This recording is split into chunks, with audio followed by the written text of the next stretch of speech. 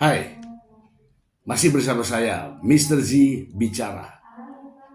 Tentu saja bicara tentang kebenaran berdasarkan fakta, data, dan realita. Hari ini sidang ya teman-teman ya. Gugatan cerai Baim Bong dan Paula Verhoeven. Semua dua-duanya hadir di persidangan. Dan hasilnya ini sangat mengejutkan ya teman-teman. Paula Verhoeven lagi menghadirkan saksi fakta. Ya ini kesempatan memang diperuntukkan untuk Paula Verhoeven. Sedangkan kesempatan yang sama sudah pernah diberikan kepada Baim Wong. Dan kini hari ini Paula Verhoeven menghadirkan saksi fakta yang tentu saja akan mencengangkan. Namun untuk saksi fakta tidak memberikan konferensi pers.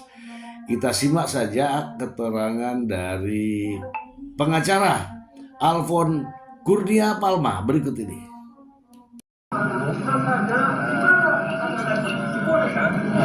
Proses gitu ya, dan jadi tadi itu persidangan kita menghadirkan soal kemudian kami itu tidak bisa menyampaikan apa yang disampaikan oleh saksi fakta karena itu terkait dengan persidangan. Nah, jadi kalau misalnya di dalam persidangan, kalau misalnya itu namanya persidangan. Kalau misalnya persidangan itu ya namanya sebagai suatu konstatiusa atau jawab-jawab. Kalau seperti itu makanya itu disebut sebagai persidangan yang jawab-jawab. Berbeda dengan persidangan yang tidak konstatiusa dan kemudian dia hanya memberikan dokumen saja.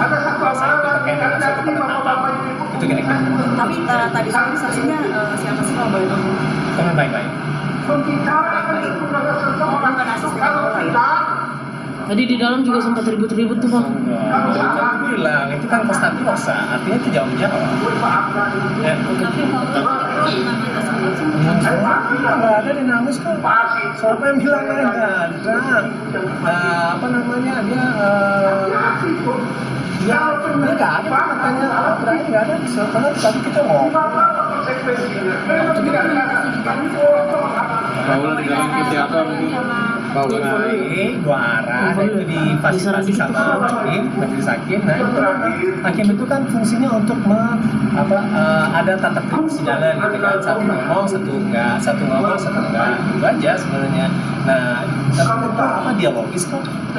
Bang, mengenai KDRT, Sepertinya Alfon Kurnia Palma tidak ada beban ya, karena tuduhan perselingkuhan tidak bisa dibuktikan, trauma anak juga sulit untuk dibuktikan, dan kini adalah waktunya untuk Alfon Paula menghadirkan saksi fakta ya, yang kemarin saksi ahli sudah, sekarang ini saksi fakta. Dan tentu saja ya kita simak sendiri lagi.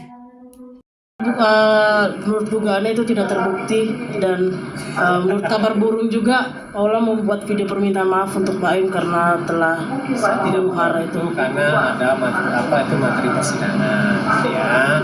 Nah karena ini kan persidangan perceraian dan itu kan itu untuk memberikan privasi pada masing-masing pihak ya. Nah kemudian kami itu mendatangkan orang ahli yang kualified. Sedari awal kan kami mengatakan bahwa yang namanya bukti elektronik itu harus diblok, dan itu bisa jadi dikatakan sebagai suatu yang otentik gitu.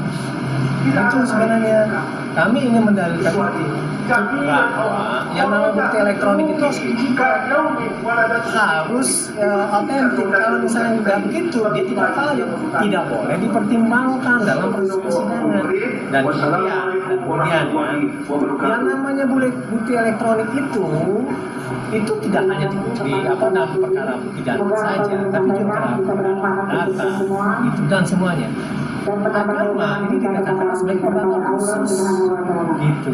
Kalau bukti tidak kredibel, ya itu tidak valid. Kalau tidak valid itu harus diabaikan. Gitu. Nah itu dikatakan sebagai membangun dalil itu berdasarkan bukti-bukti atau barang bukti paling bawah gitu atau petunjuk. Nah, mereka katakan ini petunjuk.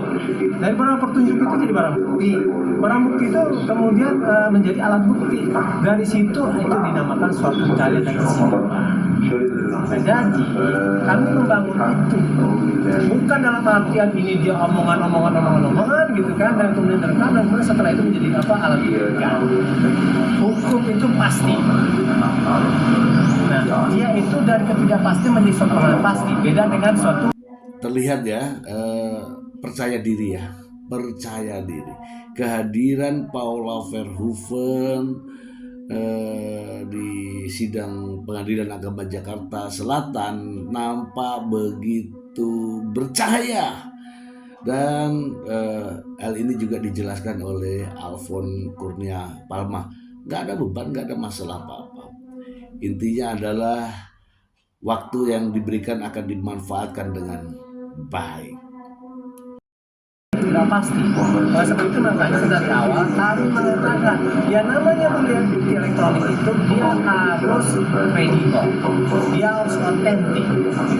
Kalau misalnya tidak, dia tidak boleh.